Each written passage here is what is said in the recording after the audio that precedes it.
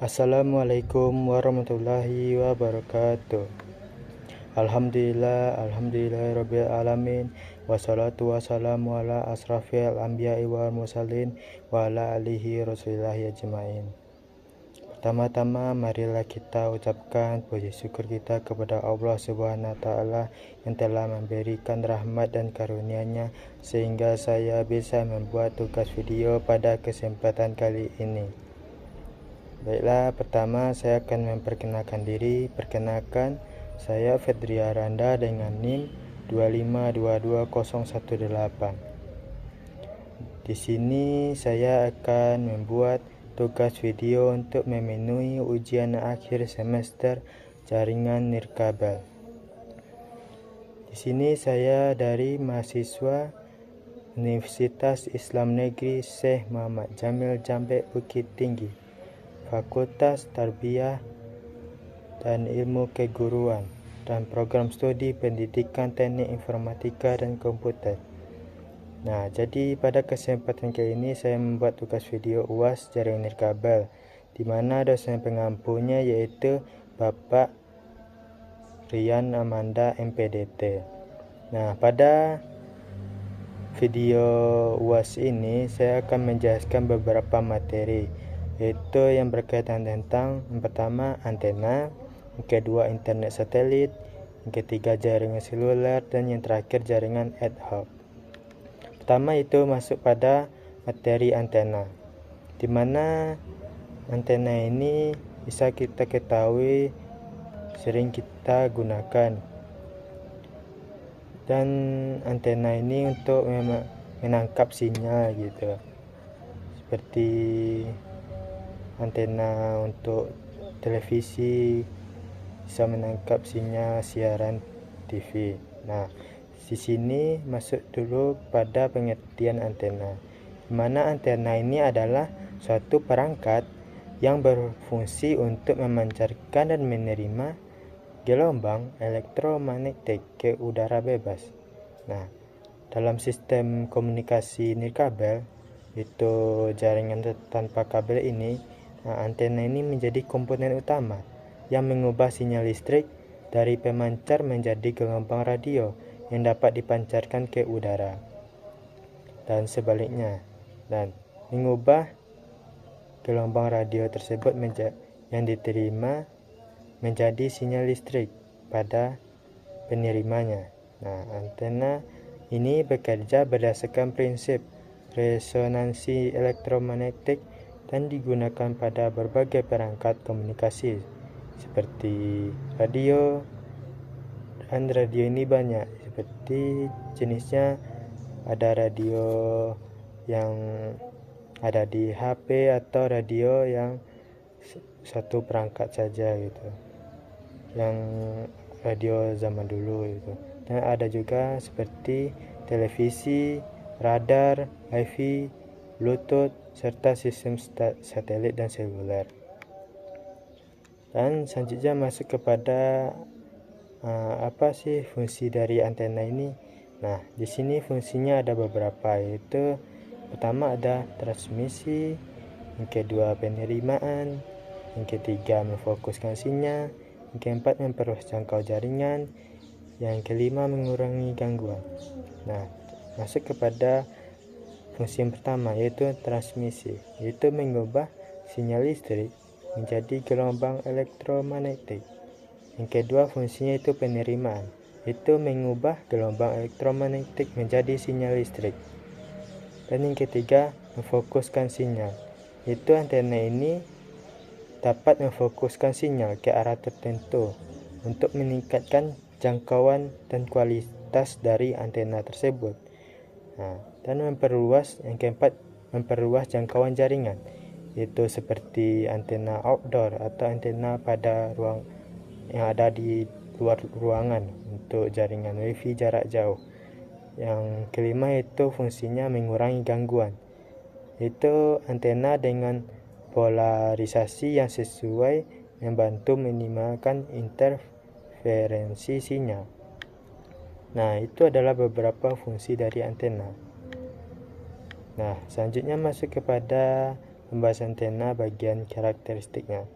Nah, kita harus juga mengetahui apa saja ciri-ciri atau karakteristik dari antena tersebut.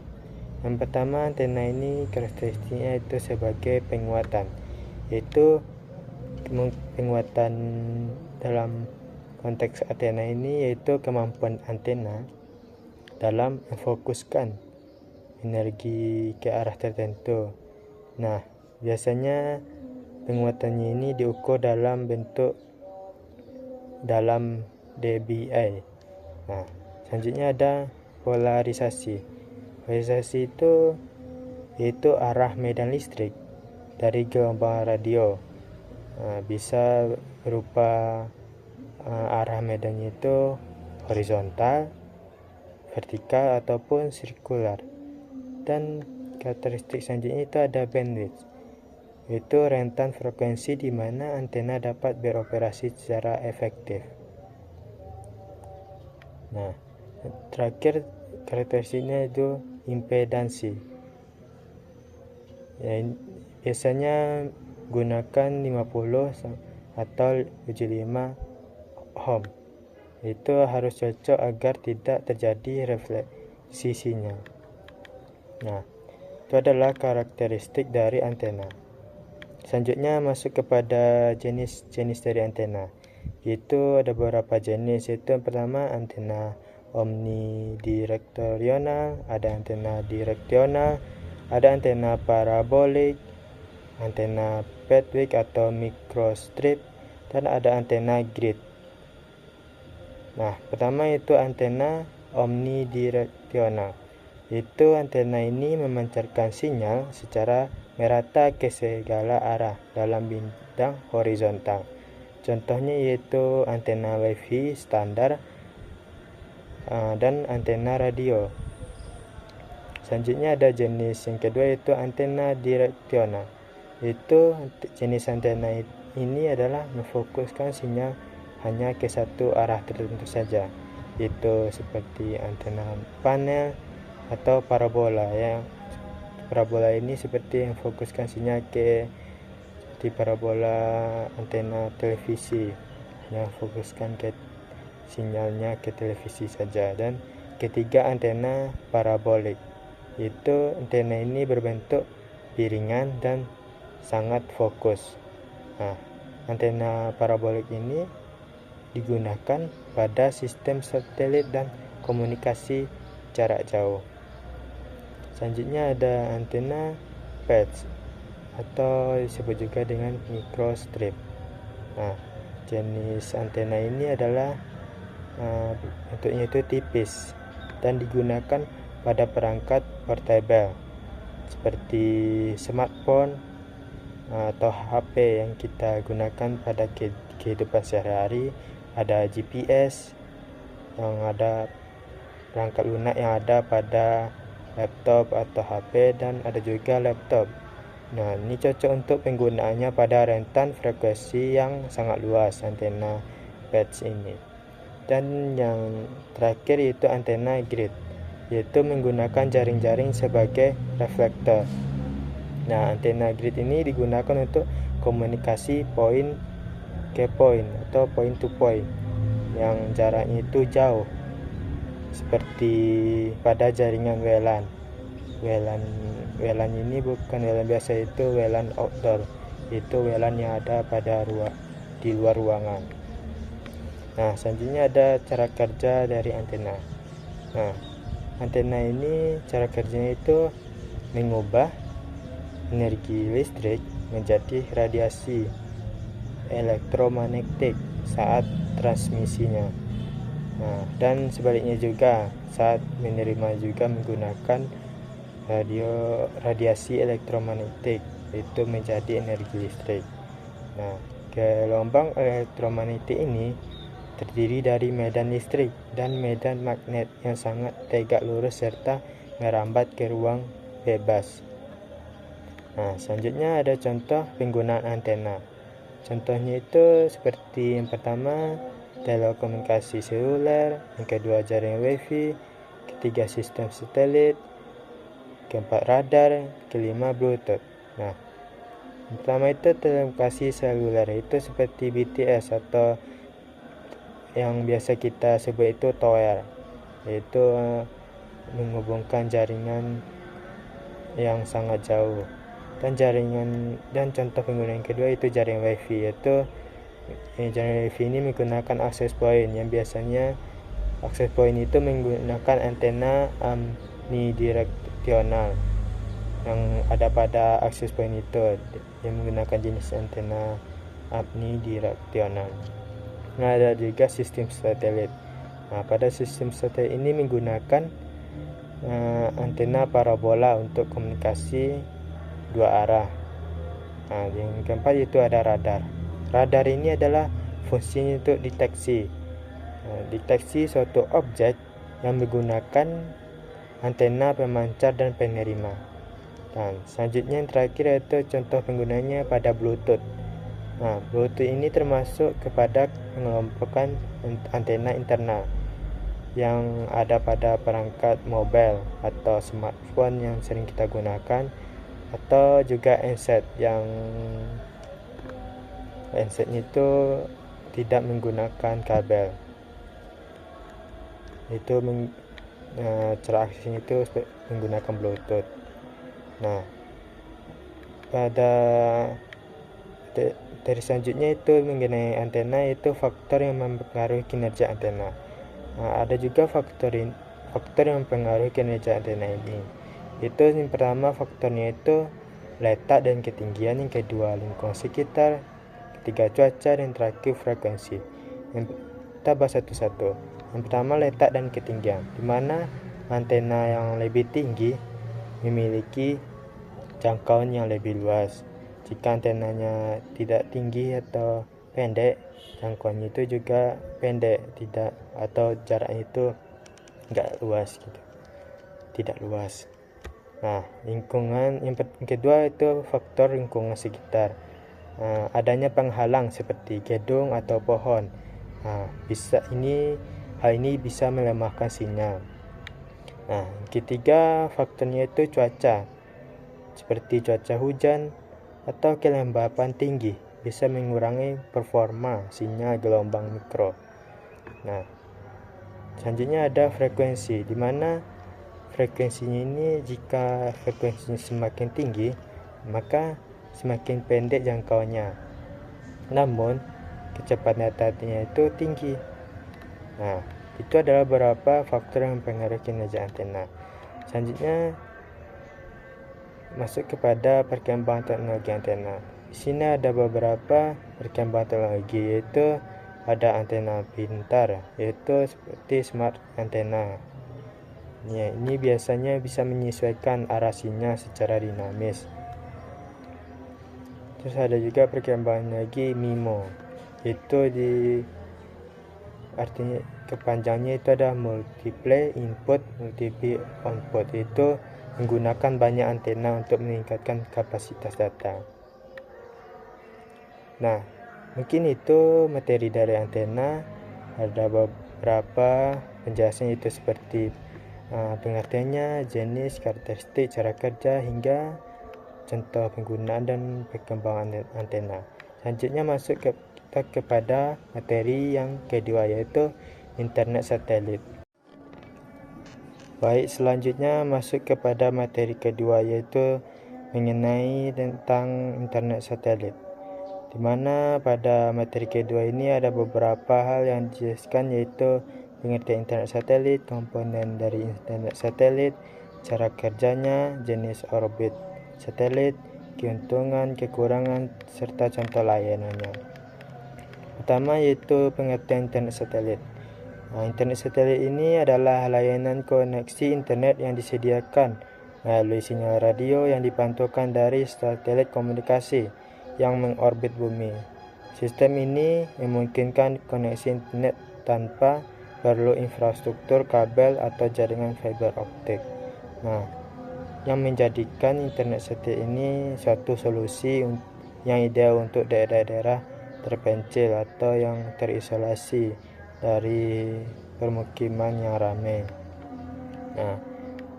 Itu adalah pengertian dari internet satelit. Selanjutnya masuk kepada komponen sistem internet satelit.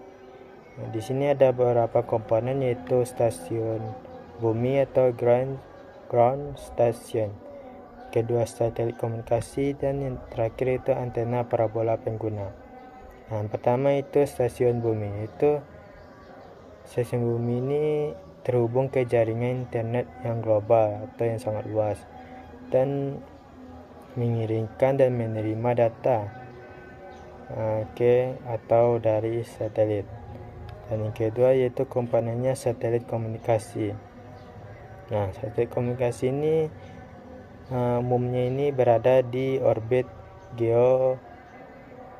geostasioner, yaitu berada pada ketinggian lebih kurang 35.000 km di atas permukaan bumi.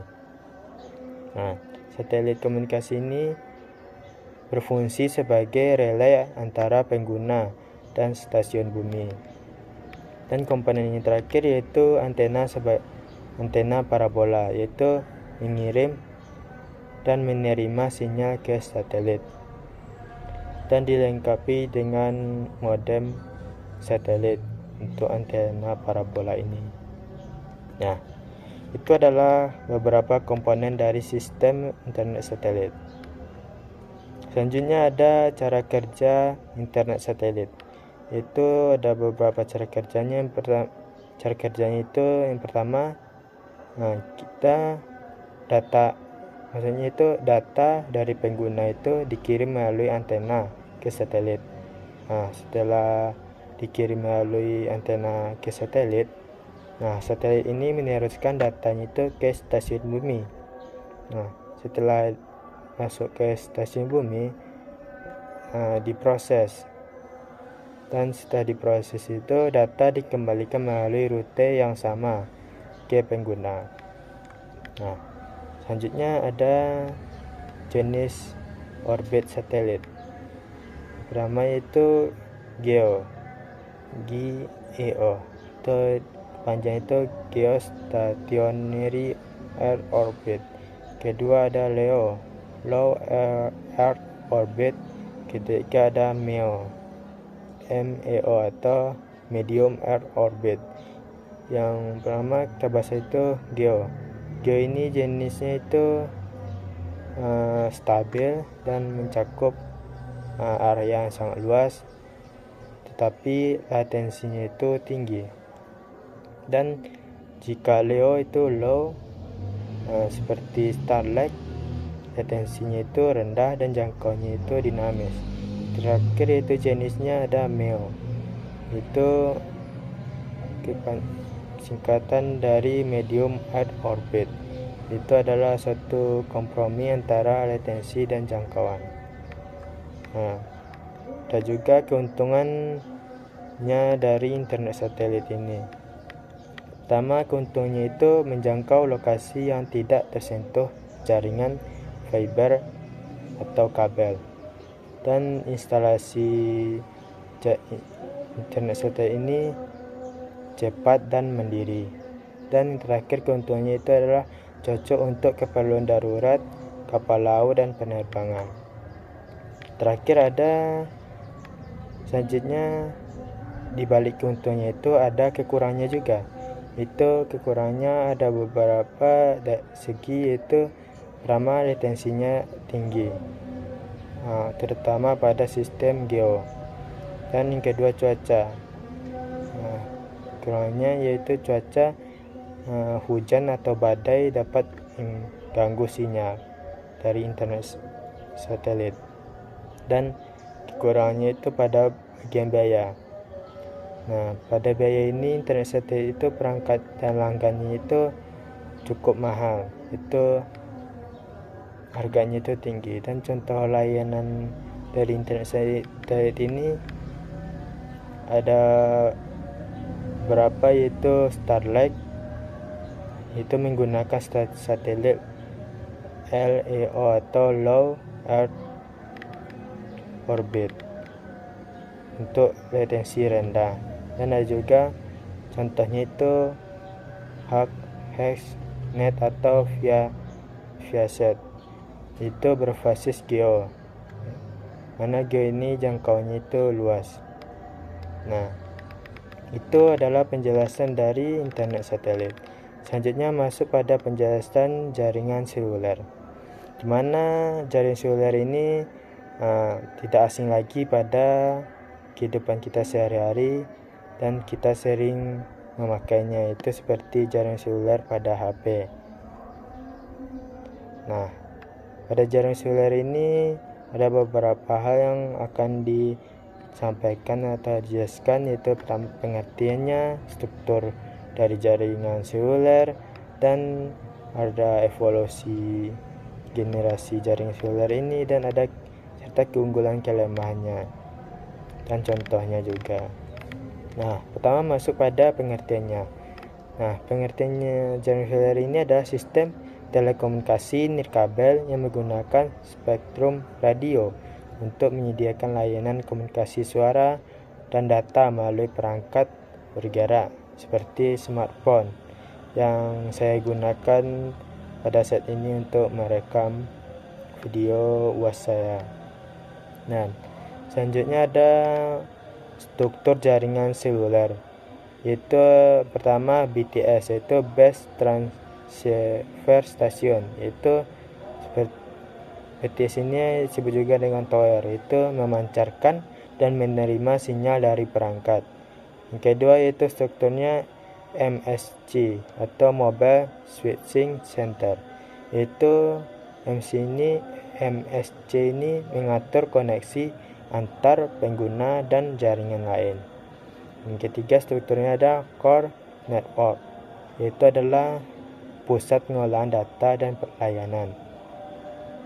Selanjutnya ada evolusi generasi jaringan dari yang awal hingga yang terbaru.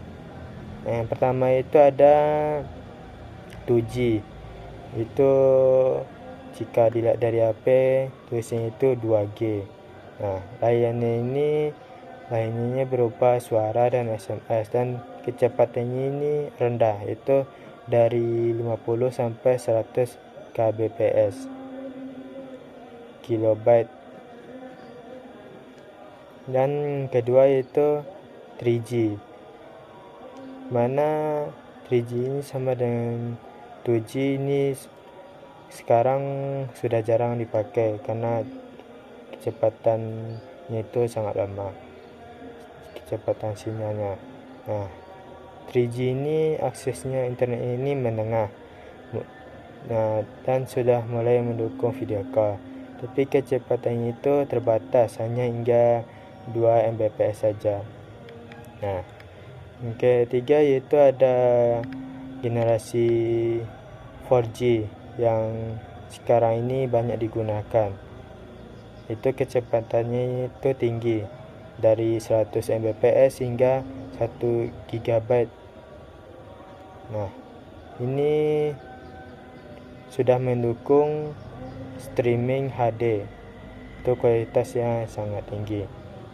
Nah, selanjutnya ada generasi jaringan selulernya itu yang terbaru sekarang yaitu 5G, itu kecepatannya itu sangat tinggi, dan mungkin 5G ini belum semua perangkat smartphone yang menggunakannya, itu kecepatannya itu lebih dari 1 GB.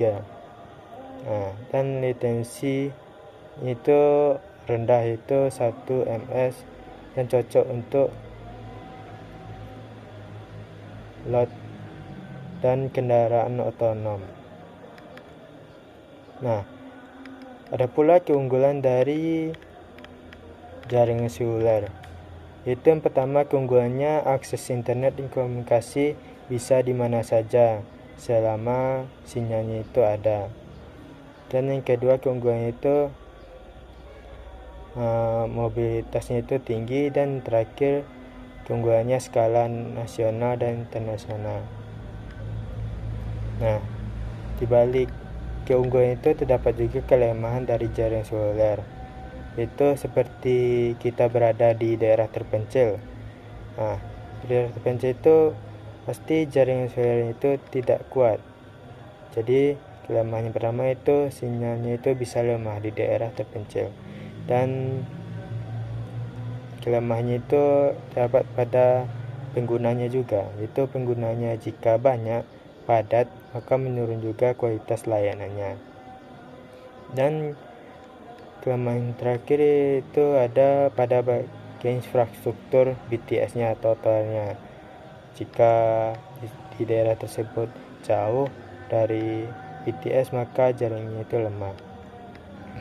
Dan contohnya itu aplikasinya seperti smartphone, tablet, dan ada juga pada kendaraannya itu GPS, navigasi, dan ada juga contohnya itu pada smart city dan smart home. Nah, itu adalah penjelasan dari jaringan seluler.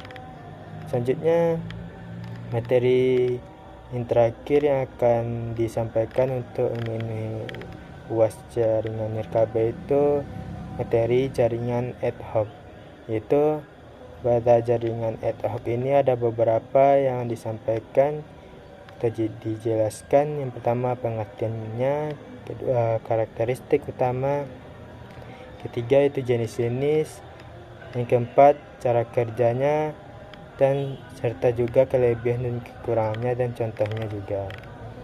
Masuk pada pengertiannya terlebih dahulu, di mana jaringan ad hoc ini adalah jaringan sementara dan fleksibel yang terbentuk tanpa terbentuk tanpa peralatan infrastruktur tetap seperti router atau access point. Setiap perangkat bertindak sebagai node yang bisa menerima, proses, dan meneruskan data. Itu adalah pengertian dari jaringan ad hoc. Selanjutnya ada karakteristik. Di sini saya akan menyampaikan karakteristiknya utamanya saja. Itu ada 3, itu desentralisasi, dinamis, dan mandiri. Desentralisasi ini tidak adanya pusat kontrol pada jaringan ad hoc. Dan kriteria yang kedua itu dinamis, yaitu perangkat bisa bergabung atau keluar kapan saja. Dan karakter yang ketiga itu mandiri, yaitu cocok di situasi darurat atau militer. Selanjutnya ada jaringan ad hoc pada bagian jenis, yaitu jenis ini ada 3, yaitu pertama mobile ad hoc network, kedua vehicular ad hoc network, yang ketiga wireless mesh network. Pertama itu mobile ad hoc network, yaitu untuk perangkat bergerak seperti smartphone atau laptop, dan jenis ini cocok untuk konferensi militer atau bencana alam. Kedua yaitu untuk komunikasi antar kendaraan dan digunakan pada sistem lalu lintas cerdas dan kendaraan otonom. Yang ketiga jenisnya itu wireless mesh network, yaitu semua perangkat saling terhubung, yaitu menggunakan topologi mesh dan digunakan pada area publik, kota pintar, atau desa digital. Itu adalah jenis-jenis dari ad hoc. Selanjutnya ada cara kerja dari jaringan ad hoc, yaitu yang pertama datanya itu dikirim melalui node-node perantara hingga ke tujuan. Dan yang kedua ada router dinamis menggunakan protokol seperti DCR atau OLSR. Itu adalah cara kerja dari ad hoc. Adapun kelebihan dan kekurangannya, yaitu yang pertama kelebihannya itu tidak perlu infrastruktur tetap dan cepat dibentuk dan fleksibel. Terakhir itu cocok untuk kondisi darurat militer ataupun daerah terpencil. Dan kekurangannya ada juga, yaitu yang pertama keamanannya itu rendah, di mana datanya itu mudah disadap atau dimodifikasi oleh orang-orang yang tidak mengetahui atau ingin membobol jaringan ad hoc ini. Dan yang kedua, kekurangannya itu kinerjanya itu menurun saat banyak perangkat terhubung. Dan terakhir yaitu kekurangannya topologinya itu sering berubah dan menyebabkan delay atau kehilangan paket. Dan itu adalah kekurangannya. Terakhir yaitu contoh penggunaannya. Dimana contoh penggunaannya yang pertama yaitu tethering antar HP, yaitu seperti mobile hotspot yang ada pada smartphone atau PC atau laptop. Dan kedua contoh penggunaannya itu koneksi langsung antara laptop, itu menggunakan WiFi direct. Dan yang terakhir contoh penggunaannya komunikasi antar drone atau robot dalam misi pencarian. Nah, mungkin itu materi dari jaringan ad hoc. Nah, jadi itu adalah materi terakhir yang sampaikan untuk memenuhi ujian akhir semester jaringan nirkabel, yaitu ada antena, internet satelit, jaringan seluler, dan jaringan ad hoc. Nah, mungkin hanya itu penjelasan dan penyampaian untuk UAS jaringan nirkabel. Jika ada salah kata dalam penyampaian dan penjelasan yang kurang, saya mohon maaf kepada yang telah menonton video ini dan kepada Bapak dosen pengampu. Mungkin hanya itu, saya akhiri dengan mengucapkan wassalamualaikum warahmatullahi wabarakatuh.